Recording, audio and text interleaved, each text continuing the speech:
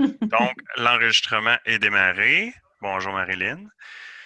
J'en profite d'un début de rencontre. Me présenter parce que je connais assurément pas tout le monde qui est en ligne présentement. Mon nom est Dave Fortin.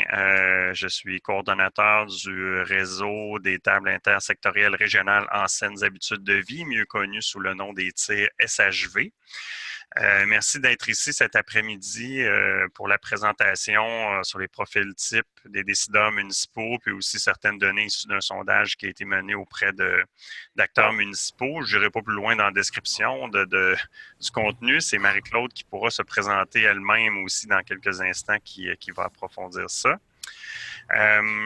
Quelques petites consignes d'usage avant qu'on commence pour être sûr qu'on puisse bien interagir. De un, je vous redemande encore une fois de mettre vos micros en mode muet. Je peux le faire là, individuellement, mais c'est toujours beaucoup plus simple si vous le faites de votre côté. Puis c'est important parce que, étant donné qu'on est en mode partage d'écran, ce que vous allez voir apparaître à votre écran, c'est l'écran de la personne qui fait le plus de bruit. Donc, idéalement, on souhaite que ce soit Marie-Claude pour le prochain 30 minutes parce que c'est elle qui va prendre la parole. Mais s'il y a des micros d'ouvert, ça risque de changer constamment. Puis c'est ça peut être un peu désagréable. Voilà pour une chose. Aussi, si vous ne l'êtes pas déjà, là, je pense que le mode présentation, partage d'écran le fait automatiquement. Vous avez deux types d'affichage là, dans le haut à droite de votre écran, affichage galerie ou affichage présentateur, je crois quelque chose comme ça. Donc, je vous conseille de vous placer en affichage présentateur. Ça fait en sorte que la personne qui prend la parole apparaîtra toujours en plus gros, je vais le dire comme ça, dans votre écran. Sinon, vous allez avoir une mosaïque d'un paquet de petits écrans, puis c'est moins agréable à suivre. Pour le déroulement d'aujourd'hui, on a dû s'ajuster un petit peu parce qu'au départ, quand on a proposé ça, Marie-Claude et moi, on s'attendait à avoir entre 30 et 40 participants. Ce matin, sur la page d'Eventbrite, vous étiez 116 à vous être, à vous être inscrits ou inscrites. Donc, on avait une intention au départ d'avoir aussi de vous diviser en petits groupes de discussion à un certain moment dans la présentation. On a laissé tomber cette idée-là. Vous allez voir à la fin, par contre, on vous propose des suites. Puis ceux qui ont un intérêt à prendre part à des groupes de discussion, ils pourraient avoir un espace pour ça. Là, c'est pas complètement abandonné, mais ça n'aura pas lieu aujourd'hui parce qu'au nombre qu'on est, ça amenait certains défis logistiques. Puis deux, un groupe de discussion avec des personnes qu'on n'a jamais rencontrées nécessairement en visio, avoir 15 minutes pour discuter, ça peut être extrêmement productif. Donc, on a revu un peu le déroulement, ce qui fait que c'est possible que l'activité soit moins longue que ce qui avait été annoncé. En gros, le déroulement, Marie-Claude va prendre la parole pour la présentation et on aura un temps après pour prendre vos questions, commentaires. Et mon dernier point, pour les questions et commentaires, ce que je vous invite à faire, c'est tout au long de la présentation, vous avez un icône conversé dans le bas de votre écran. Donc, si vous cliquez sur cette icône-là, ça vous amène dans la fenêtre de clavardage. Je vous invite à partager vos questions, vos commentaires au fur et à mesure. Pas besoin d'attendre à la fin. On y répondra et on y reviendra à la fin, mais de le faire au fur et à mesure, c'est une façon de ne pas les oublier. Puis ça nous permet, nous autres aussi, déjà d'avoir une idée de quelle ampleur va prendre la période d'échange à la fin. Sinon, il y aura moyen à la toute fin aussi tout simplement de demander un droit de parole et de poser votre question ou de vous exprimer. Pour le faire, à ce moment-là, je le rappellerai, là, mais vous pourrez cliquer sur l'onglet participants. Et puis là, normalement, dans le bas, ça va vous ouvrir une nouvelle fenêtre. Puis là, vous avez des options, dans le bas de ça, là, un crochet vert ou une main. Là, si vous cliquez sur un de ces deux-là, on comprendra que vous voulez prendre la parole. Donc, voilà pour ma petite introduction. À partir de là, Marie-Claude, je te céderai la parole et moi, je vais rester en veille aussi pour voir ce qui se dit et les questions qui se posent sur le clavardage pendant que tu vas faire la présentation. Marie-Claude, ça va? Oui, vous m'entendez bien? Oui, on Merci. t'entend bien. Finalement, Dave, c'est toi qui as eu droit à la série de Ding Dong de début de rencontre, c'est correct? C'est Il y en correct, avait sans doute d'autres. c'est mieux que ça soit moi. C'est ça. Je te laisse aller. Là, je veux juste mettre une petite chose au clair. Là. Des fois, j'ai de l'air de regarder la caméra. Des fois, j'ai de l'air de regarder les écrans qui sont devant moi. Là, c'est que les visages sont comme en bas à droite. La présentation est à gauche. J'ai des notes sur le bureau. Donc, c'est possible que j'ai un regard qui se promène un peu à gauche et à droite, mais ce n'est pas par désintérêt finalement. Au contraire, je vais être en mesure de bien suivre la présentation. Donc, Dave l'a nommé, mais je suis aussi vraiment contente, quoique un peu stressée du nombre d'inscriptions qu'il y a eu sur cette présentation-là. C'est le fun de voir, par exemple, que vous vous intéressez en aussi grand nombre là, à la question du sondage sur les profils types des décideurs municipaux qui ont été réalisés en 2018. Je vais me présenter, Dave l'a si bien dit, je serai en mesure de le faire moi-même, comme une grande. Donc, je suis Marie-Claude Blais, je suis conseillère en communication chez Québec en Forme. Je suis à Québec en Forme, en fait, depuis ses débuts, donc en 2002. Je collabore aux dossiers municipaux depuis pas mal le début des réflexions autour de la démarche Prendre soin de notre monde. Donc, pas mal depuis autour de 2015. L'hiver 2015, je suis arrivée au dossier. J'ai eu à traiter différents dossiers, finalement, à l'intérieur de Prendre soin de notre monde, mais prioritairement sur ce qui avait trait à la stratégie de communication auprès du monde municipal. Donc, c'est moi, entre autres, qui a été à la coordination du développement du site web de Prendre soin de notre monde, qui a été aussi derrière la stratégie en événements auprès des organisations municipales, des parutions aussi à l'intérieur des revues municipales. Et j'ai aussi fait partie de l'équipe projet qui a développé l'outil web Le Pointeur, qui est un outil qui est dédié au monde municipal. Donc, on va faire le test de changer la diapositive. Tout est sous contrôle, vous êtes rendu à l'objectif en même temps que moi? Merveilleux. Oui, on te suit, Marie-Claude. Oui? Oui, on te voit. On voit ta prochaine diapositive, c'est correct. Parfait. Donc, Dave l'a nommé, c'est une présentation qui durera entre 20 et 30 minutes.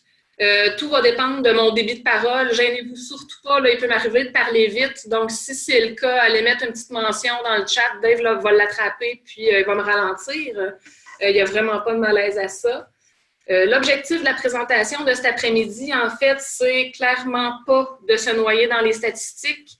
Le rapport léger fait celui de 50 pages, donc il y en a de la statistique là-dedans. J'ai quand même le souci, j'ai fait l'exercice d'aller extraire les faits saillants de ce rapport-là. Donc, il y aura quand même une certaine partie de données là, qui vous seront présentées, mais l'intention est aussi et surtout de faire le point sur les 3 personas, parce que dans ces résultats-là, on est sur 3 personas. Et donc, de vous présenter aussi les petites fiches synthèses, finalement, des personas municipaux. Je ne sais pas s'il y en a qui sont de la rencontre d'aujourd'hui qui ont déjà vu la présentation. En fait, le sondage a été réalisé déjà en 2015 et les résultats avaient été présentés, entre autres, au réseau des responsables en loisirs. Donc, c'est possible que vous ayez une impression de déjà vu, puisque les données de 2015 avaient été présentées, mais évidemment, il y a eu une mise à jour pour le cas de la présentation d'aujourd'hui. Donc, persona, c'est quoi? En fait, il s'agit de segments d'une population. Donc, c'est vraiment des groupes de population qui sont extraits des données, qui ont tous des traits de personnalité, des caractéristiques, des comportements ou des attitudes qui sont similaires et uniques, finalement, à chacun des groupes. Pourquoi, en fait, on fait un persona? En fait, ça sert à mieux connaître son public et surtout à orienter adéquatement une stratégie de communication auprès d'eux ou même la relation qui est à développer, par exemple, avec les acteurs municipaux. Ici, je tiens à spécifier que dans le cadre de la démarche Prendre soin de notre monde, on n'est pas le public municipal n'est pas nécessairement un public cible, comme on a l'habitude de le nommer en communication. Le souhait, ce n'est pas de cibler des acteurs municipaux, mais bien de développer une relation avec eux, d'apprendre à mieux les connaître, d'apprendre à mieux travailler aussi avec les acteurs municipaux pour développer la relation. Puis en fait, c'est que autant du côté des acteurs de soutien que du côté des acteurs municipaux, on a à apprendre en fait de part et d'autre. Donc, l'intention du persona est vraiment une intention de mieux connaître qui sont ces acteurs municipaux-là avec qui on est appelé à travailler. Si je peux vous donner un exemple concret de tout ça, c'est qu'au début de la démarche Prendre soin de notre monde, quand les travaux sont initiés, On avait très peu de connaissances finalement sur le public municipal. On savait toutefois que les acteurs municipaux faisaient partie de la solution pour la création et le maintien d'environnements favorables à la qualité de vie et à la santé des citoyens, ce qui nous a amené finalement à faire l'exercice de réalisation d'un persona. Cet exercice-là, en fait, nous a amené à justement adapter nos stratégies de communication. Donc, les résultats qui sont ressortis de ça nous ont permis, entre autres, si je donne l'exemple de la stratégie en événement dont je vous parlais tantôt, bien, on a eu des présences, entre autres, dans les événements des élus municipaux avec la FQM, par exemple, ou des directeurs de grandes villes à la DGMQ. Et les résultats nous ont permis d'adapter notre discours, donc de savoir vraiment sous quel angle aborder la question des environnements municipaux avec un et l'autre des deux publics pour aller capter l'attention puis avoir une écoute finalement de leur part. J'ai une de mes collègues qui l'a bien imagé, ça, puis j'ai le goût de vous le partager. En fait, elle, ce qu'elle disait, c'est qu'un persona, ça nous permet, entre autres, de savoir s'il y a un party qui existe à quelque part. En fait, si en sachant qu'il y a déjà un party qui est créé, ben ça fait en sorte qu'on peut possiblement remettre en question notre souhait d'en faire un de notre côté. Hein. C'est toujours plus difficile d'inviter des gens à notre party quand on n'est pas connu que d'être du party où ils sont déjà. Je ne sais rien. Fait qu'on va nous voir juste de même, OK? Juste le coin de Bonjour aux nouveaux arrivants. Merci. J'allais justement vous dire de fermer les micros, s'il vous plaît. C'est pas grave. Bienvenue. Donc, c'est ça. Le persona permet de savoir s'il y a un party. Ça permet justement de savoir où il se tient ce party-là. Ça va aussi nous donner des détails sur le style de musique à adopter, le style vestimentaire, justement pour gagner en crédibilité puis en écoute finalement auprès du public là où on s'en va. Je vous le nommais tantôt, en 2015, on a fait l'exercice du persona. Qu'est-ce qui a fait qu'à l'automne 2018, on a décidé de se relancer dans l'exercice? Bien, c'est clairement les élections municipales qui ont eu lieu en novembre 2017, où il y a évidemment eu un haut taux de nouveaux élus qui sont entrés en poste. Et donc là, on s'est dit, bien, peut-être que ça peut valoir la peine de voir si d'abord il y a eu évolution du profil pour le personnel administratif, mais aussi de voir si les nouveaux élus qui sont entrés en fonction ont un profil similaire ou différent finalement de 2015. C'est sûr que là, les résultats d'aujourd'hui vont vraiment, la présentation plutôt d'aujourd'hui va vraiment porter sur les résultats de 2018. Je ne vais pas nécessairement faire de parallèle avec les résultats de 2015. Toutefois, si vous êtes intéressé à le creuser un peu plus, le rapport 2015 est disponible dans la section du blog du site Prendre soin de notre monde, donc dans les billets de blog précédemment publiés. Vous allez être en mesure de le retrouver là-bas. Qui a fait partie de cette étude-là? C'est une bonne question. En fait, on savait qu'on voulait travailler avec les décideurs municipaux. Dans les réflexions, on a identifié 4 acteurs municipaux qui ont un pouvoir décisionnel un peu plus grand sur les questions de qualité de vie et santé des citoyens, ce qui nous a amené finalement à faire le sondage auprès des maires, des directeurs généraux, des responsables de loisirs et des responsables d'urbanisme. Donc, les résultats qui seront présentés aujourd'hui concernent spécifiquement ces 4 groupes d'individus-là. L'échantillon. On était très contents du taux de réponse. Hein? C'est quand même 752 acteurs municipaux qui ont répondu au sondage. Ça représente en fait 468 municipalités différentes. On avait au moins un répondant par municipalité. C'était une entrevue web, c'était sollicité via courriel. Il n'y avait pas d'incitatif. La participation était vraiment volontaire, donc il n'y avait pas d'incitatif nécessairement financier ou autre là, qui était offert pour répondre au sondage qui durait quand même entre 10 et 15 minutes. C'était quand même quelque chose de relativement costaud. Puis on a quand même réussi à avoir 752 répondants là, qui ont bien voulu se prêter au jeu. Vous le voyez à l'écran, on avait principalement des conseillers municipaux qui ont répondu à l'appel à 39 %. Il y avait quand même aussi plusieurs DG à 29 %. Des maires, des responsables du loisir, des responsables d'urbanisme à plus petit échantillon. Avec les G, on avait convenu pour être en mesure d'avoir un échantillon qui est représentatif de l'ensemble des municipalités du Québec, de se baser sur 2 critères principalement pour avoir notre représentativité.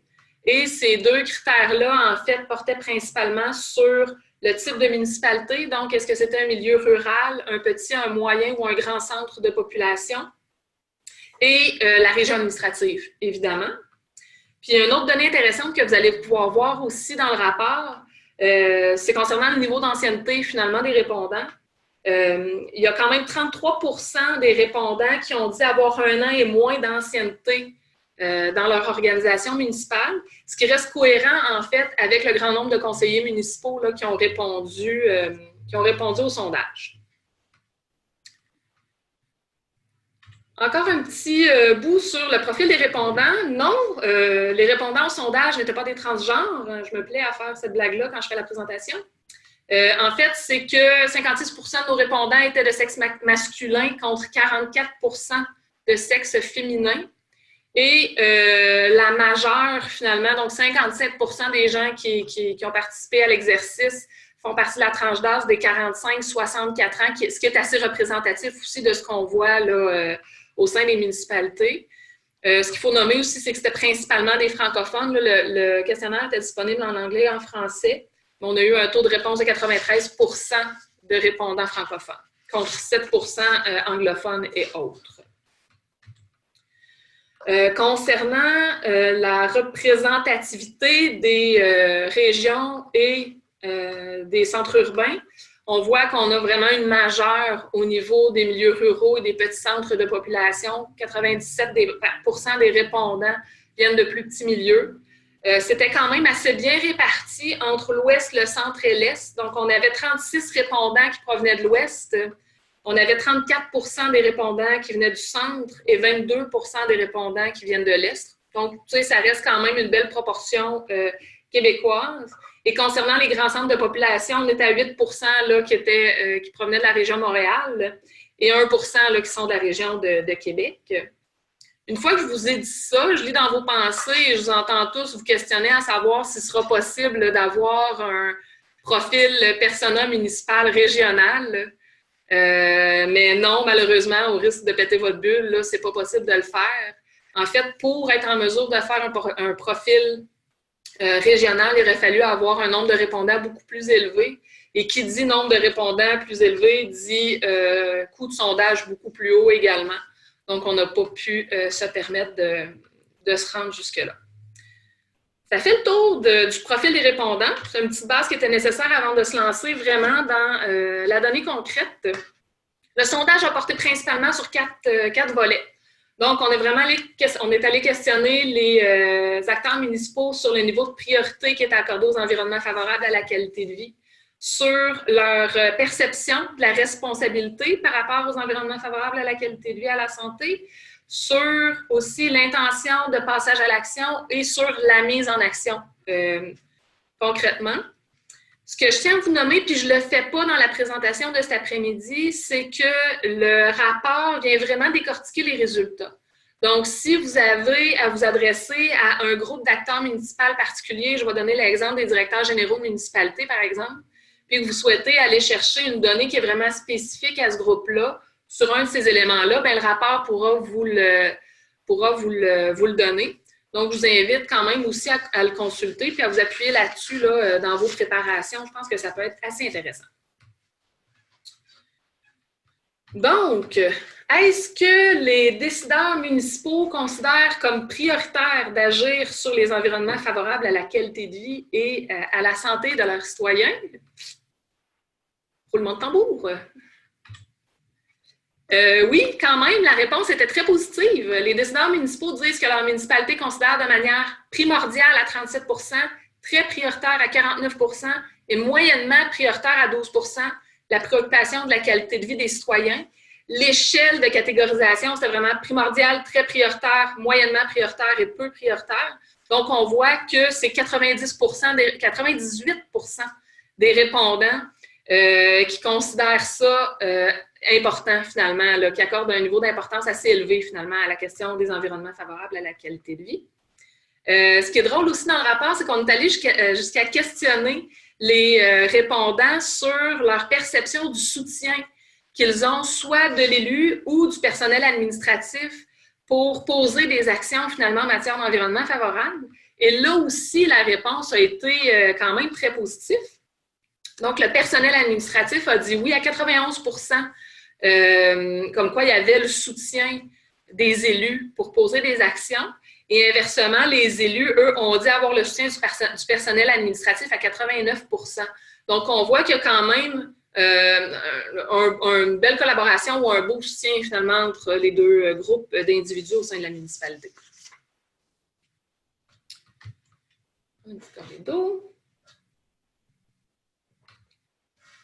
La question a aussi été posée aux acteurs municipaux concernant à qui revient finalement la responsabilité d'adopter et de maintenir des environnements favorables à la qualité de vie. Ici, en fait, la perception était plutôt partagée. Puis je vous explique pourquoi. En fait, c'est qu'on avait 3 options de réponse possibles au questionnaire. On va les voir dans la diapositive tout de suite après. Il n'y avait pas nécessairement de bonne ou de mauvaise réponse à donner. Tu sais, au contraire, à la limite, même toutes les réponses qui étaient là étaient bonnes. Ça ne fait pas en sorte que la donnée n'est pas utilisable. Au contraire, dépendamment de ce que chacun des groupes a répondu, ben, ça donne une certaine indication finalement sur le type d'approche à adopter avec chacun d'eux. Donc, ça reste quand même intéressant à avoir comme donnée. Donc, les 3 options de réponse possibles étaient, entre autres, que la responsabilité de la création d'environnement revenait en partie aux citoyens. Pas de la création, je m'excuse, la responsabilité d'adopter et maintenir des saines habitudes de vie revenait en grande partie aux citoyens parce qu'il s'agit d'une décision personnelle. Hein. Tu sais, je pense que vous êtes pas mal tous au fait de tout ça. Tu sais, c'est à l'individu de dire s'il mange une pomme ou une poutine. Là. La deuxième option de réponse, c'était que la responsabilité revient en partie aux instances municipales puisqu'il est de leur responsabilité de créer et maintenir les environnements. Et la troisième option de réponse était que ça revient en partie au gouvernement parce qu'il est responsable de donner la marge de manœuvre financière à ce que les municipalités puissent passer à l'action. Concernant la responsabilité aux citoyens, on voit que ce n'est pas majeur dans la statistique. En fait, c'est 19 % des répondants là, qui étaient favorables à cette vision-là, finalement. Puis on voit qu'on a une prévalence de directeurs généraux et de responsables d'urbanisme qui ont donné cette réponse-là. La réponse la plus souvent évoquée, en fait, est celle de la responsabilité qui revient aux municipalités. Au total, c'est 45 % des répondants là, qui ont donné cette réponse-là. Puis on voit que la perception revient principalement aux responsables d'urbanisme, aux responsables de loisirs et aux conseillers municipaux. Et l'autre réponse qui a été quand même assez souvent évoquée est celle de la responsabilité gouvernementale, à 33 % des répondants. Et c'est principalement une perception qui est partagée par les maires et les responsables de loisirs. Sinon, les décideurs municipaux ont-ils l'intention de passer à l'action et si oui, sur quelle thématique liée aux environnements favorables à la qualité de vie? Et quelles sont les actions qu'ils ont déjà eu à entreprendre et à implanter au cours de leur mandat? On n'a pas eu de grosse surprise sur cette question-là. En fait, on voyait une certaine cohérence avec l'évaluation en fait, qu'on a faite en 2015. Et la classique est évidemment de mettre des mesures en place liées à l'adoption d'un mode de vie physiquement actif. C'est toujours les mesures qui sont les plus populaires. Donc, 84 % des décideurs ont nommé cette mesure-là dans les intentions, contre un 51 % pour des mesures liées à l'alimentation. L'alimentation est toujours un peu moins populaire là, dans la mise en place d'actions. Et j'avais un autre élément de réponse à nommer ici, puis je n'ai pas placé mes notes. Dans les... non, c'est ça. Sinon, dans les actions mesures les plus menées, donc vraiment dans l'action concrète, encore une fois, c'est lié avec la réponse précédente, donc l'adoption d'un mode de vie actif, ce qui fait que les mesures les plus implantées ont trait aux loisirs, au sport, à la vie communautaire, aux questions familiales, donc tout ce qui est accessibilité et qualité des infrastructures, aux aînés, à l'aménagement, l'urbanisme et le zonage agricole. Il y avait d'autres actions aussi qui étaient évoquées, qui portaient entre autres sur tout l'aspect de la culture, de la sécurité publique, du transport, de la mobilité, du développement social, mais c'était vraiment à beaucoup plus faible taux de réponse, là, finalement, ceux-là. Concernant maintenant les contraintes, ici, ce qu'il faut savoir, c'est que les acteurs municipaux étaient invités à émettre leur niveau d'accord, en fait, à une série d'énoncés où, entre autres, on évoquait finalement les principales contraintes. Ce qu'il faut savoir, c'est que sur cette question-là, il n'y avait pas de champ de réponse qui était ouvert. Donc, les acteurs municipaux n'avaient pas nécessairement la possibilité d'aller ajouter des contraintes auxquelles on n'aurait pas nécessairement songé d'entrée de jeu. Toutefois, on voit quand même que dans le lot des choix de réponse, les contraintes qui étaient comme mélangées à travers les autres choix de réponse étaient quand même les plus fortement nommées en accord avec. Je ne sais pas si c'était mal formulé, hein, cette phrase-là, je m'excuse. En fait, c'est que les acteurs ont dit être d'accord avec le fait qu'à 87% que le manque de ressources financières pouvait nuire à la mise en place, finalement, d'environnements favorables à la qualité de vie. 81% ont dit que c'était le manque de ressources humaines. Et il y a aussi un manque de compétences qui était exprimé. En fait, seulement 65% des répondants au sondage ont dit avoir les compétences pour mettre en place des environnements favorables à la qualité de vie. Ce qu'il faut savoir, c'est qu'il y avait une autre statistique qui disait que 72% des répondants qui disent avoir les connaissances. Donc, ce qui est particulier aussi, c'est que les gens ont le sentiment d'avoir les connaissances qu'il faut, mais pas les compétences pour le passage à l'action. Toutefois, ce qui est positif dans tout ça, c'est que c'est quand même 86% des répondants qui ont dit être intéressés à en apprendre davantage sur la mise en place. Donc, malgré le fait qu'ils n'ont pas le sentiment d'avoir la compétence, ils ont quand même l'ouverture et l'écoute pour aller chercher les moyens qu'il faut pour se mettre en action. Je souhaite aussi attirer votre attention sur une donnée qui m'a frappée. Sur cette question-là, il y a seulement 47% des répondants qui ont dit que leur municipalité connaît suffisamment les services et les programmes qui sont offerts en matière d'environnement favorable à la qualité de vie pour y faire appel lorsque c'est nécessaire. C'est pas très fort. En même temps, une fois que je dis ça, mon intention, c'est surtout pas que vous partiez en croisade puis que vous alliez présenter l'ensemble des services et des programmes qui sont disponibles pour soutenir les municipalités dans l'exercice de leurs fonctions. Au contraire, mais c'est qu'en ayant cette information-là dans votre poche en arrière, vous allez être en mesure, justement, quand le moment est opportun, de faire des recommandations de services et de programmes qui peuvent les aider dans la réalisation des actions sur lesquelles vous êtes en train de travailler. Donc, je pense que c'est une donnée aussi qui est intéressante à garder en tête. Sinon, est-ce qu'il y a une ouverture de la part des acteurs municipaux à travailler en collaboration avec des partenaires de différents réseaux? Je vous rassure, oui, et c'est tant mieux. Donc, 92% des décideurs ont dit être motivés à travailler avec des partenaires de différents réseaux. On est content de l'entendre, en fait.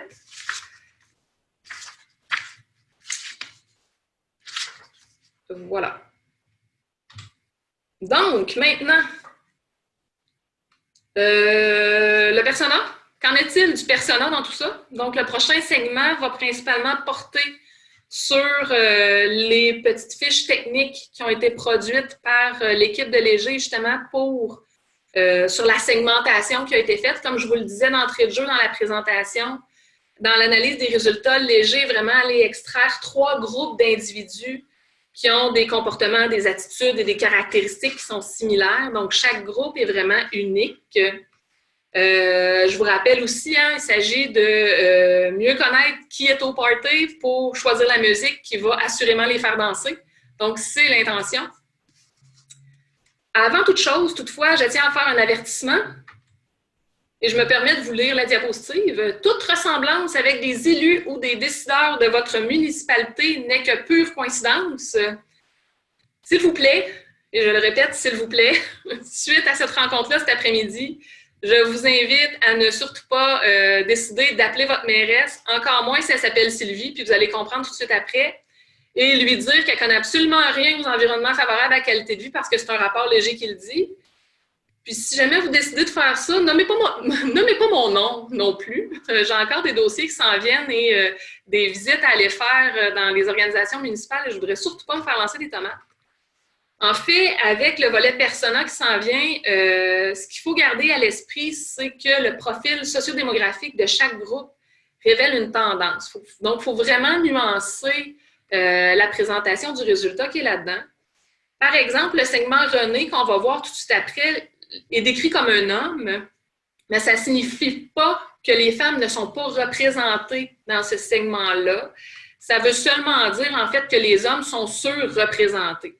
Donc, il faut quand même y aller avec parcimonie dans la catégorisation des individus, puis surtout éviter de les classer dans une petite boîte puis de penser que tout le monde est pareil. Une fois ça dit, on se lance. Donc, on a vraiment 3 personas qui ont été établis par l'équipe de Léger. Le premier persona s'appelle René. René est l'engagé proactif. On constate au sein de ce segment-là qu'il y a une prévalence de responsables d'urbanisme.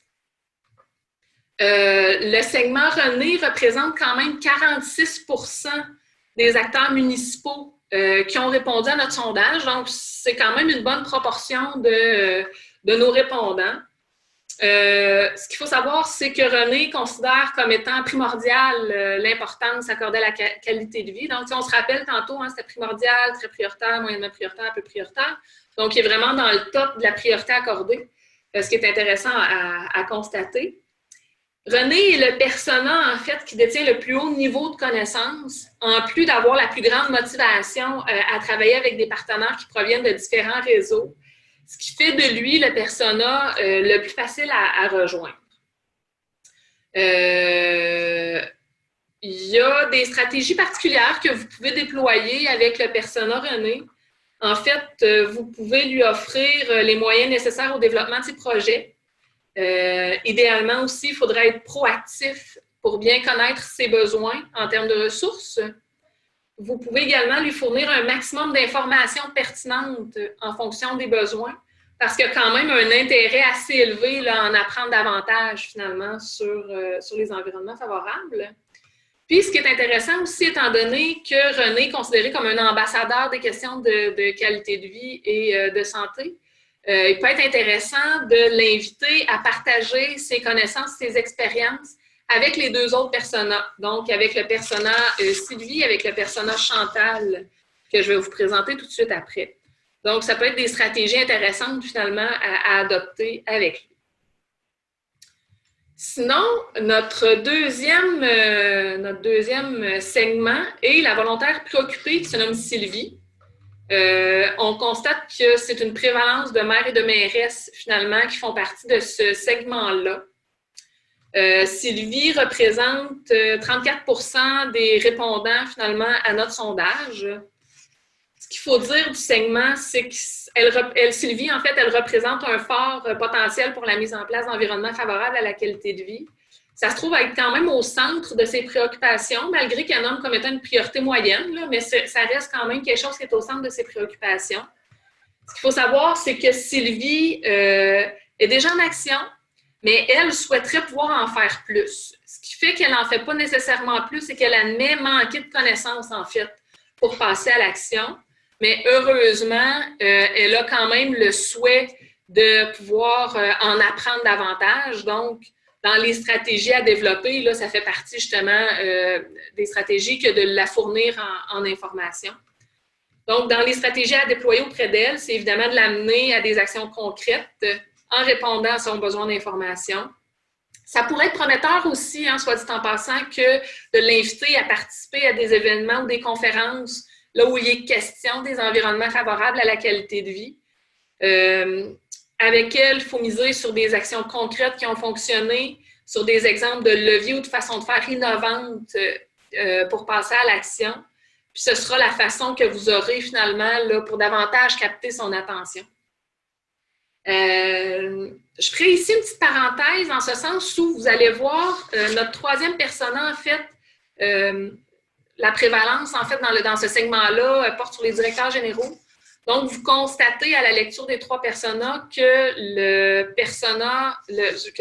le profil, l'acteur responsable de loisirs n'est pas identifié en prévalence dans nos 3 personas. En fait, c'est que le responsable de loisirs se recoupe dans les 2 premiers personas, donc dans l'engagé proactif et dans la volontaire préoccupée. C'est juste qu'il n'y avait pas une prévalence assez importante dans les résultats pour dire qu'on pouvait le taguer sur un ou sur l'autre. Mais c'est un petit mélange, en fait, entre les deux premiers profils. Sinon, le dernier persona, c'est l'administratrice invétérée. On la nomme Chantal. Comme je vous le nommais il y a 2 secondes, il y a une prévalence de directeurs généraux au sein de ce segment-là. Ce qu'il faut savoir, c'est que Chantal représente 19% des répondants au sondage. De par ses fonctions de gestionnaire au sein d'une municipalité, bien, ça fait en sorte qu'elle a énormément de préoccupations. Puis, malgré qu'elle considère comme étant quand même très prioritaire de travailler à la qualité de vie, à la santé des citoyens, bien, ces multiples préoccupations peuvent faire en sorte que ça va la freiner dans ses actions. Et tout ça, mis ensemble, fait en sorte que Chantal devient le persona qui est le plus difficile à rejoindre. Une fois ça dit, ça ne veut pas nécessairement dire qu'il faut la mettre de côté, qu'il ne faut pas la considérer ou qu'il n'y a rien à faire avec le groupe des directeurs généraux des municipalités. Au contraire. J'ai pu le constater d'ailleurs depuis 2015 là, que je sors en événement, entre autres auprès de l'ADGMQ, donc les directeurs de grandes villes, et de l'ADMQ, les directeurs de plus petits milieux. Puis je constate qu'il y a quand même un très, très grand intérêt à ces questions-là. Là. Donc, ils ne sont pas complètement déconnectés puis ils ne veulent pas complètement juste pas en entendre parler, au contraire. Mais à chaque fois, par exemple, ils m'ont vraiment nommé le fait que ce n'est pas leur préoccupation numéro 1. Toutefois, l'intérêt puis le fait qu'ils accordent une importance quand même assez importante à tout ça fait qu'il y a comme une petite brèche à un moment donné qui va nous permettre de les rejoindre puis de faciliter le passage à l'action. Donc, ce n'est pas une cause perdue, au contraire. Sinon, dans les stratégies à déployer auprès du personnage Chantal, ben, on a avantage à lui offrir des projets clés en main qui vont lui demander très peu d'implication, de recherche en information. Évidemment, il faut être avec elle le plus direct possible. Puis, en fait, une autre bonne stratégie, c'est de lui démontrer de façon claire et précise l'impact que peut avoir l'implantation des environnements favorables à la qualité de vie sur sa municipalité. Puis pour faire ça, bien, vous pouvez vous appuyer de présentations synthèses de projets qui sont appuyées de données statistiques probantes. Puis ça va faire en sorte que vous allez attirer l'attention puis qu'elle aura possiblement plus d'écoute finalement à votre propos. Voilà, ça fait pas mal le point finalement sur les faits saillants que j'avais ressortis des résultats du rapport. Si vous souhaitez vous procurer le rapport, il sera disponible possiblement au courant de semaine prochaine. Là, je vais rejaser avec Dave puis on verra comment on structurera la suite. Mais via le site Prendre soin de notre monde dans la section du blog, je vais m'assurer de le rendre disponible là. Comme je le nommais tantôt, le rapport de 2015 y est déjà. Donc, si vous voulez le consulter des fois puis faire un peu le parallèle entre les résultats 2000, l'évolution aussi, entre l'évolution 2015-2018, vous pouvez aussi le faire. Et si ce n'est pas déjà fait, je vous invite également à vous abonner à l'infolettre Prendre soin de notre monde. Donc, en vous rendant sur le site prendresoindenotremondecom, vous allez pouvoir vous abonner à cette infolette-là qui en est une qui est dédiée aux acteurs de soutien. Ce qu'il faut savoir, c'est qu'il y a des travaux qui ont été faits dans le courant des derniers mois qui ont permis de faire en sorte que le site Prendre soin de notre monde s'est dédié vraiment aux besoins de l'acteur de soutien. Alors qu'on a mis le focus sur le site Le Pointeur pour les besoins du monde municipal, avec une infolettre aussi dédiée au monde municipal à l'intérieur du site Le Pointeur. Donc, je vous invite à aller visiter les 2 sites. Je pense que ça peut être intéressant dans l'exercice de vos fonctions pour la suite des dossiers. Sinon, on serait rendu à la période de questions. Oui, bien, merci beaucoup, Marc-Claude, pour la présentation. Les questions, il y en a 1 ou 2 qui ont été placées dans le clavardage de groupe, mais j'en ai aussi reçu en clavardage privé. Donc, Je commencerai par celle-là. N'hésitez pas dans le clavardage à en ajouter. Si vous voulez les poser de vive voix, c'est aussi possible, là. Comme je le disais tantôt, vous pouvez cliquer sur l'onglet participant, sur l'icône participant. Et puis, normalement, vous allez avoir soit un crochet vert ou une main bleue, là. Vous cliquez sur un des deux, puis je vais comprendre que vous voulez prendre la parole. Entre-temps, Marc-Claude, une des questions qui est sortie, là, plus je vais en rafale, puis après ça, on ira davantage. Je vais juste attirer l'attention des participants sur le fait qu'on a deux petites sections de sondage aussi qu'on veut faire avec vous, chers participants, avant la fin des échanges aujourd'hui. Mais une première question était, est-ce qu'on sait pourquoi si peu de moyennes et grandes villes ont répondu au sondage? Parce que c'était frappant quand même quand tu as montré cette diapositive-là, 97 contre 3 de mémoire, là, quelque chose comme ça. Bien, en fait, seules les moyennes et grandes villes pourraient nous le dire. La démarche qui était effectuée, finalement, c'était vraiment un envoi courriel à l'adresse générale de la municipalité. C'est comme ça qu'on avait procédé aussi en 2015, puis ça avait bien fonctionné. Donc, on a refait le pari, finalement, pour l'exercice 2018. Puis, en fait, c'est qu'en envoyant l'adresse générale au info-municipalité-quelconque.com, bien, on invitait la personne qui prenait le courriel à repartager aux 4 groupes qui étaient ciblés par le sondage. Le faible taux de réponse, est-ce que c'est parce que justement les élus étaient nouvellement en poste, pour ça qui a fait que les élus ont moins répondu? Tu sais, c'est difficile, sincèrement, c'est difficile à dire, là, mais c'est ça. J'ai malheureusement pas de réponse à donner. Non, ben ça va, on les ramène. Je vais les prendre dans l'ordre du clavardage, là. Je vais aller plus dans ceux qui sont en clavardage général, je dirais dans les questions qui ont été envoyées en privé après pour ne pas me mélanger. Marilyn demande, si tu disais, ben il ne peut pas avoir de portraits régionaux, mais est-ce qu'une présentation dans une région, ça peut être envisageable devant des intervenants qui travaillent directement avec les municipalités? Là, en même temps, Marilyn, tu devances un peu une des questions de sondage qu'on voulait vous poser tantôt, fait que c'est parfait que tu l'amènes. Et donc là, je réponds, c'est ça? Ben, en fait, la question, c'est est-ce que cette présentation-là pourrait être faite, et là, j'imagine que la question sous-entend par toi ou quelqu'un de l'équipe dans une région, ou est-ce qu'il y a moyen d'accompagner ou de soutenir quelqu'un qui voudrait partager ces données-là dans sa région? Là, faudrait voir. Bien, tu sais, effectivement, ça faisait partie des questions de sondage qu'on avait. On pourra l'évaluer en fonction du besoin, là. C'est sûr que là, pour le moment, c'était pas prévu que je fasse une tournée du Québec. Au contraire, hein, c'est comme Dave se plaisait à le dire, c'est un one-woman show. C'est un one-shot deal. Donc, je partais pas nécessairement en tournée. Mais peut-être qu'on pourra voir, justement, comme tu l'as nommé, à un soutien quelconque ou à la limite, même juste à fournir les outils là, qui permettraient à des individus pivots dans les régions de pouvoir le faire par eux-mêmes. On pourra voir en fonction du besoin. En fait, on l'évaluera. Excellent, merci. Une autre question, puis elle était sortie dans le clavardage privé aussi. Quand tu as passé les personas, tu as nommé des façons pour mobiliser chacun des personas, mais ce n'était pas nécessairement dans la présentation. Puis la question est sortie à au moins 3 reprises de dire, OK, est-ce qu'on peut avoir accès à ces informations-là par écrit et non pas juste par l'oral comme tu nous l'as transmis aujourd'hui? Ben oui. Puis en fait, aussi, la captation sera rendue disponible. Comme je n'ai pas trop bafouillé, je pense qu'on sera moins gêné de la partager. Mais oui, effectivement, en partageant les résultats, puis peut-être qu'ils pourront être partagés un petit peu plus rapidement là, par courriel au groupe qui ont assisté aujourd'hui. Mais j'avais l'intention de produire un petit billet de blog justement pour diffuser vraiment plus large échelle auprès du réseau des acteurs de soutien. Puis effectivement, je pourrais inclure cette information-là dans la petite synthèse écrite que je ferai en partageant le rapport. Excellent, merci. Prochaine question qui vient de Luc. Puis honnêtement, Luc, peut-être que tu pourras la repréciser dans le clavardage. Luc Gendron, parce que c'est peut-être pas juste un Luc en ligne. Je l'appelle Luc parce qu'on se connaît, mais il y en a peut-être d'autres. Donc, Luc Gendron qui demande, est-ce qu'on a des idées de formation et de besoins du monde municipal? Donc, je ne sais pas, Marc-Claude, si c'est assez précis pour que tu puisses répondre. Là. Oui, c'est assez précis. En fait, parfait. On n'est pas allé dans cette nature de questions-là pour l'exercice de 2018.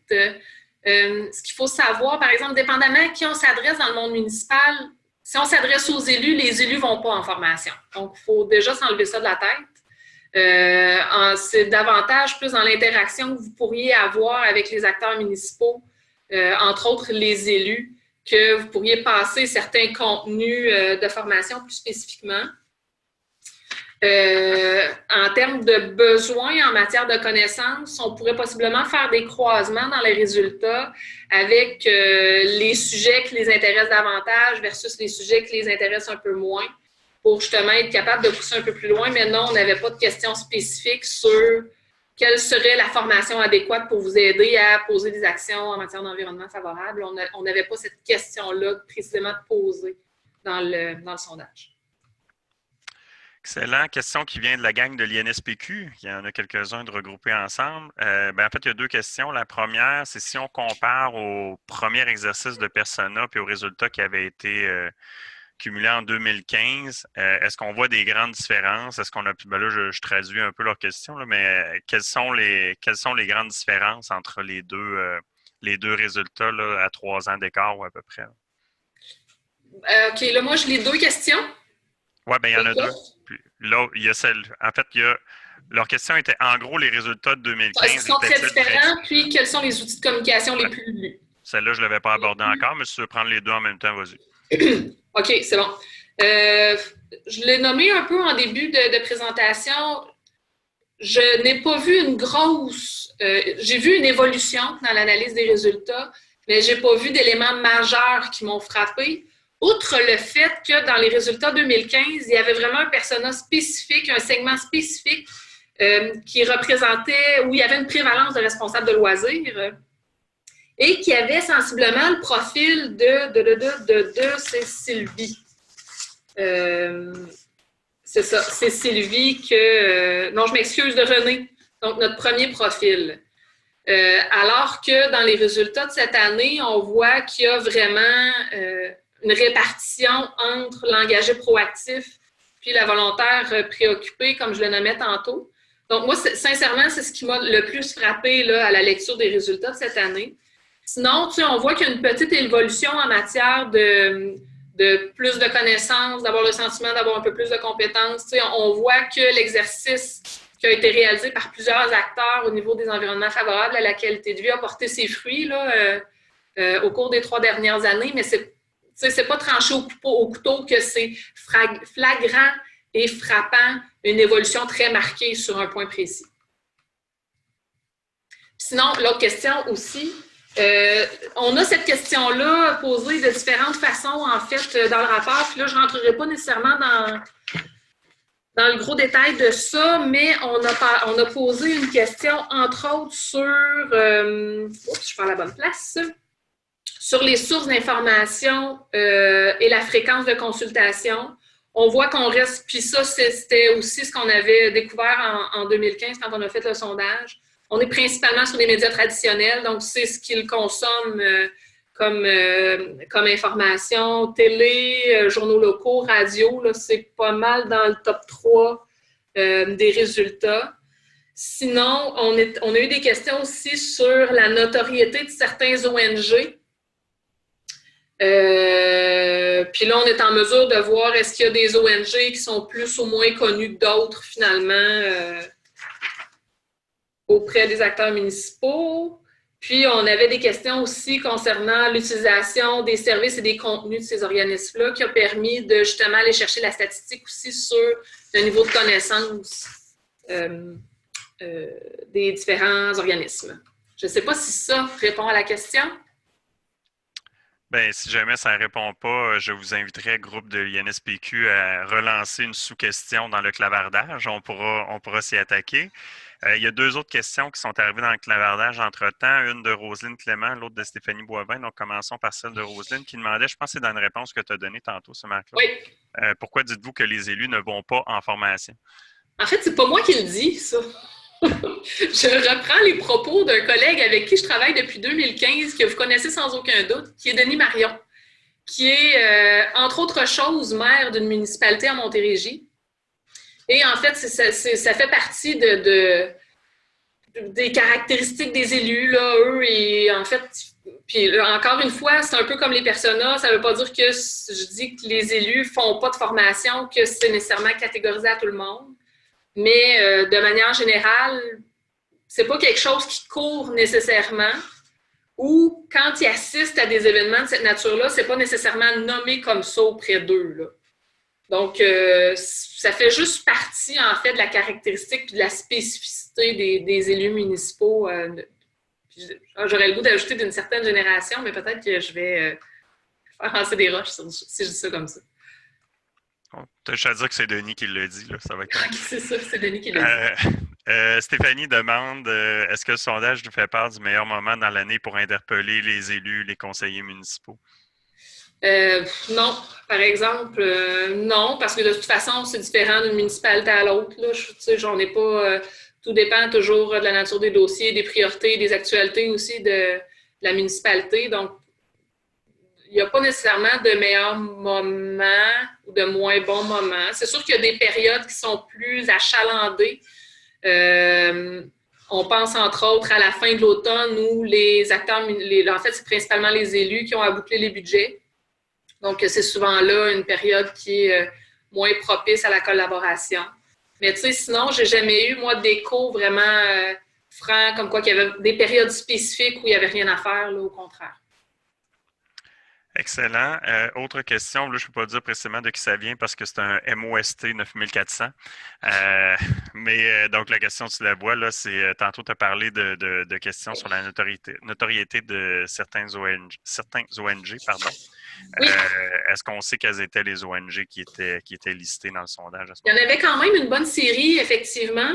Il y avait, entre autres, la Société canadienne du cancer, il y avait Équiterre, il y avait Québec en forme, le RQVVS, le CAMEF, je voyais là au long, le Réseau québécois des villes et villages en santé, le Carrefour Action municipale famille, l'Accès Loisirs Québec, la Fondation principale, l'Alliance québécoise du loisir rural, le Centre québécois de développement durable, Vivre en ville, Avenir d'enfants, Vélo Québec, l'Observatoire québécois du loisir, l'Alliance québécoise du loisir public, Projet Espace, Accès Transport viable, Communagir. On a placé la démarche Prendre soin de notre monde dans cette liste-là, en sachant quand même que ce n'est pas un ONG, là, pour aller voir quelle était la notoriété aussi de Prendre soin de notre monde auprès d'un public municipal. L'Observatoire des tout-petits, le Centre d'écologie urbaine de Montréal, Dynamo Capsana. Donc, c'est la liste qu'on a fait avec une série de collaborateurs, entre autres, à la démarche Prendre soin de notre monde, qui sont de manière générale les ONG qui offrent un service aux municipalités. Merci Marie-Claude. Moi, j'ai fait le tour de ce que j'avais dans le clavardage. J'en profiterai pour, étant donné que vous êtes encore la très, très grande majorité en ligne, vous pouvez continuer à partager des commentaires, des questions, mais puisqu'on semble être peut-être en pause là-dessus, je lancerai les deux sondages qu'on avait préparés pour vous aujourd'hui. Donc, je vais lancer le premier dans quelques instants. Là, c'est des questions avec choix de réponse. Ça va être très court pour vous de répondre. Le premier, vous le dire globalement avant que je lance, 3 questions qui visent un peu pour nous à venir évaluer ce qui a été présenté aujourd'hui puis l'utilisation que vous allez en faire. Donc, la première question, est-ce que ce que vous avez vu dans les personas, ça semble représentatif de ce que vous connaissez du monde municipal? Donc, il y a un oui et un non. Là. Vous pourrez répondre, c'est assez simple. Et les 2 autres questions sont plus sur l'utilisation. La deuxième, justement, c'est prévoyez-vous utiliser les stratégies évoquées, ou en fait, j'aurais dû dire certaines des stratégies évoquées dans vos collaborations. Et la troisième question, au-delà de l'utilisation, est-ce que vous prévoyez ou souhaitez aussi partager une partie du contenu avec des collègues ou des partenaires de votre région, là, un peu dans le sens de la question que Marilyn a pu poser tout à l'heure?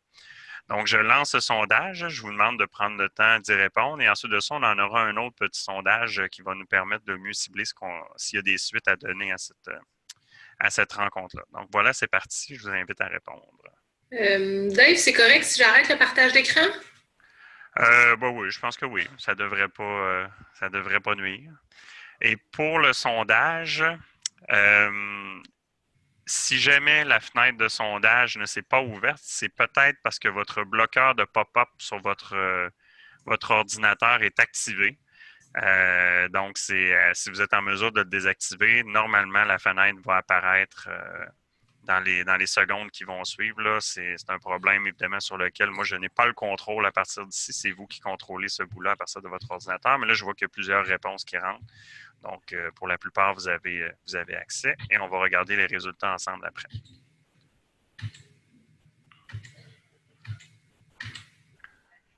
Donc, je vous laisse quelques 20 secondes pour compléter. Là, on a déjà à peu près la moitié des gens qui ont répondu.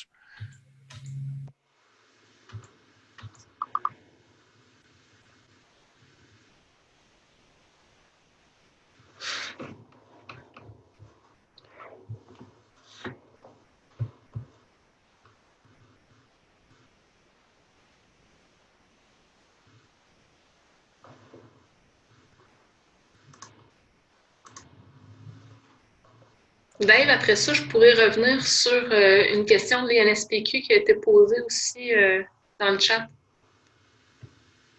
Oui, c'est bon, parfait. On se donne 10 secondes peut-être, ça ralentit le taux de réponse, juste peut-être s'il y en a qui sont en train de compléter.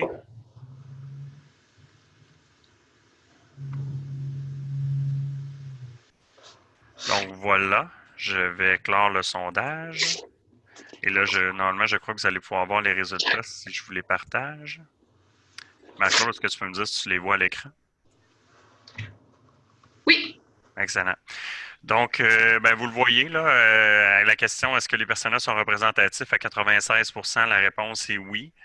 Donc, 2 personnes ont vu des écarts. Donc, n'hésitez pas, si vous n'êtes pas à l'aise nécessairement de les partager dans le clavardage, vous pouvez communiquer avec nous. C'est sûr que c'est toujours intéressant de voir ça peut être quoi justement ces écarts-là que vous avez notés. Est-ce que vous prévoyez d'utiliser le contenu partagé aujourd'hui, entre autres pour les personas, dans les collaborations avec les acteurs municipaux? On est à 90% oui. Et la dernière question, elle se déclinait en plusieurs choix de réponse. Est-ce qu'il y a une partie du contenu que vous voudriez partager à vos collègues? Là, si je fais l'addition rapide, c'est du 96% de oui, je voudrais partager certains trucs. Ce qui sort le plus fort, c'est à la fois les données et les personas aussi, là, mais on voit qu'il y a une fragmentation des fois aussi entre les deux. Donc, globalement, le contenu semble pouvoir vous aider. La question de Marilyn, tantôt quand même, amenait l'autre question qui est, est-ce qu'il y a un besoin de soutien des fois pour pouvoir partager notamment une partie du contenu? Donc, ça, on pourra y arriver. Si jamais vous voulez vous exprimer là-dessus, il y a moyen de le faire dans le clavardage ou en levant la main.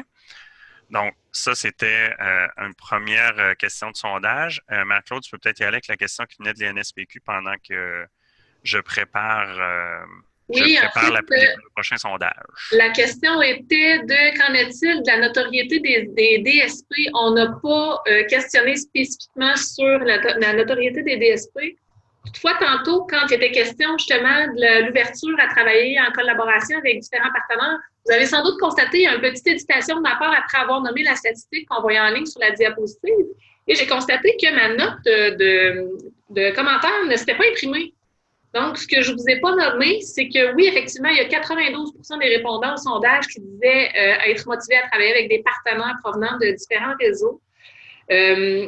On a invité aussi, dans le cadre du sondage, les acteurs municipaux à se prononcer sur les différentes sources de motivation, en fait, qui les poussent à travailler en partenariat.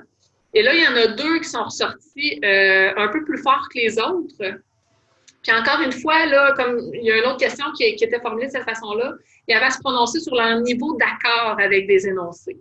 Et à 90%, les répondants au sondage ont nommé être d'accord avec le fait que l'accès à de l'expertise compétente et spécialisée est une source de motivation.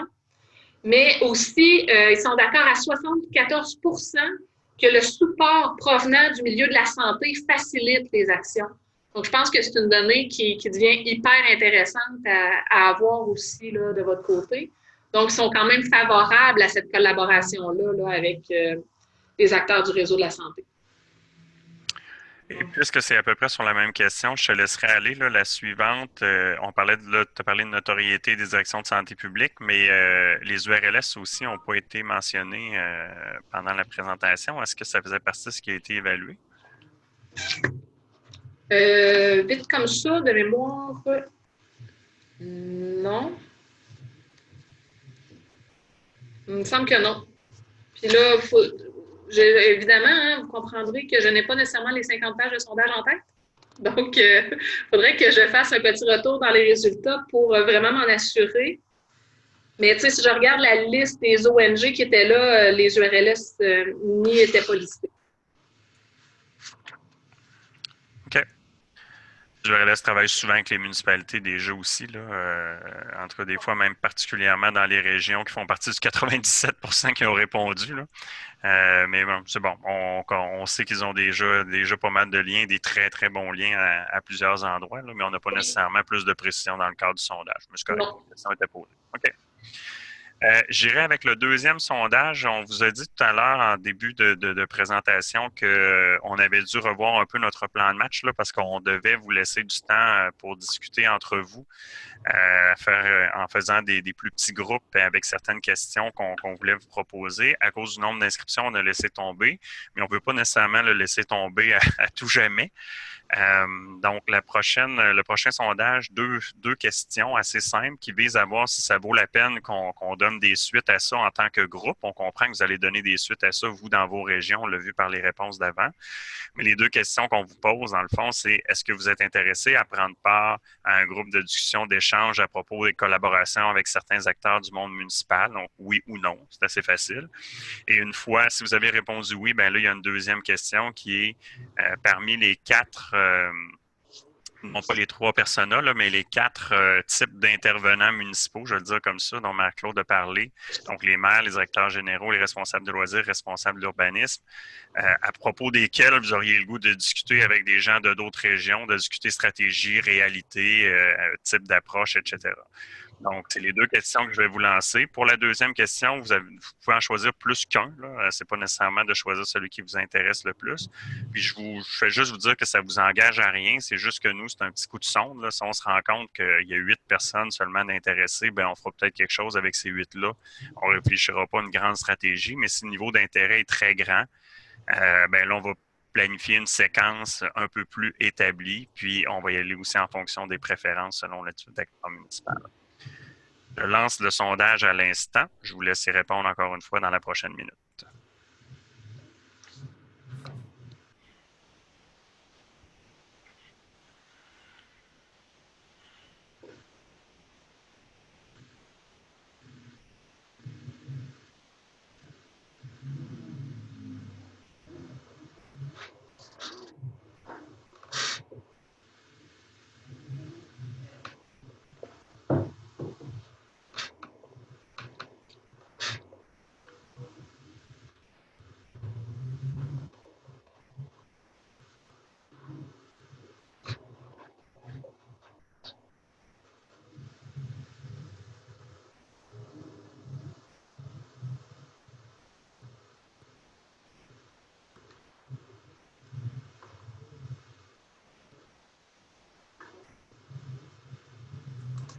On est environ à la moitié des gens qui ont répondu, donc je laisserai encore un 20 secondes ou à peu près.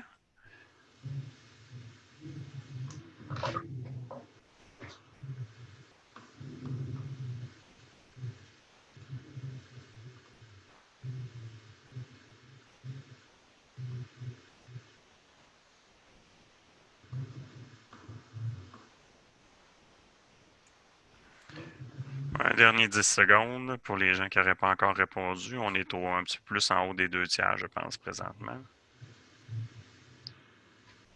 Je vais vous partager les résultats, ça ne sera pas très long.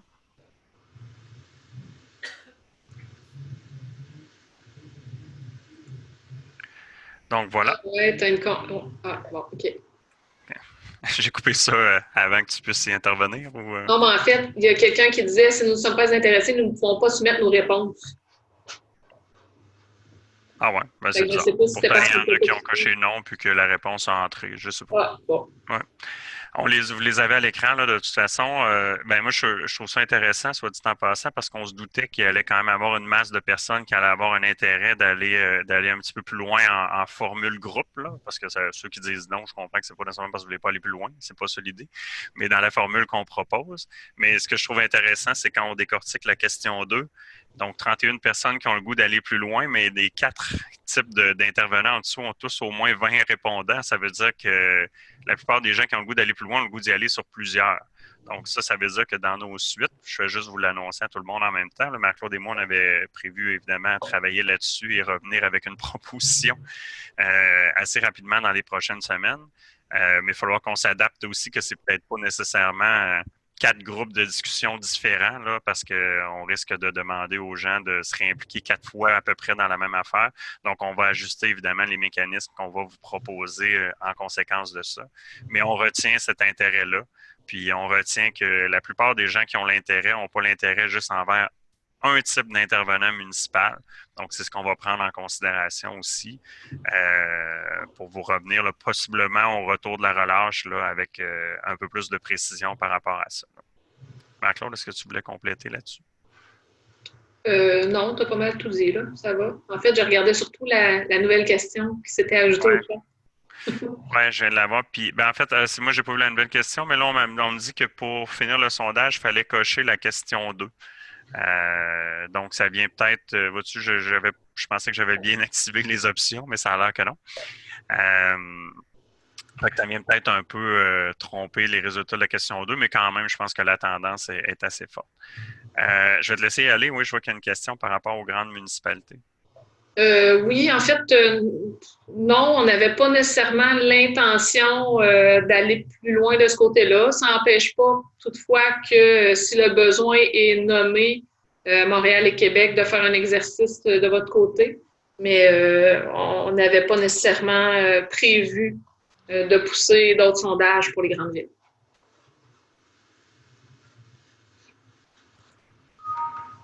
C'est bon, merci. On a fait le tour. En tout cas, moi, je crois qu'on a épuisé ce qu'on avait dans le clavardage. Je vois pas de main levée non plus pour l'instant. Donc, si on revient sur les suites, là, je viens de les nommer, mais je vais juste les ramener rapidement. Pour les groupes de discussion, nous vous reviendrons avec une proposition quelque part dans les prochaines semaines. On a tous vos adresses courriel, donc possible qu'on vous réinterpelle directement par le lien Eventbrite. Là, c'est plus facile pour nous de le faire de cette façon-là. Puis, on va quand même réinterpeller le groupe parce qu'on ne sait pas qui est intéressé et qui ne l'est pas. Donc, on va réinterpeller le groupe au complet. Puis ce sera à vous de prendre part à ces groupes-là si vous le voulez ou pas.